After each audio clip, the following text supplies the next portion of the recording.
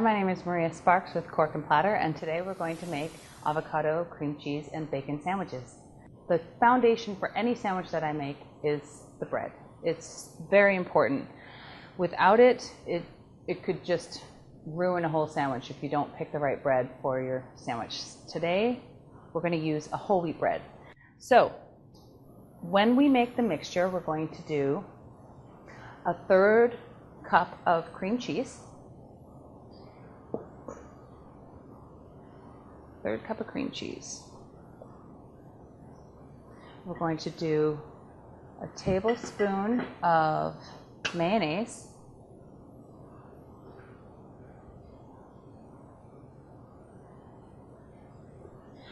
and we're going to season it at this point with salt and pepper and any other seasoning you want. This one I'm going to do a little salt and pepper, and I think I'm actually going to do a little bit of parsley. So we have a nice bit of parsley here, finely chopped. And at this point, I'm going to spread it on both sides of the bread. And it's very important for me to spread your filling all the way to the edges of the bread. Avocado is a lot like a tomato, both fruits, but they're quite neutral until you add seasoning to them. So it's very important. I like to add quite a bit of salt to my avocado. It brings out the flavor. The avocado just bursts with flavor after that.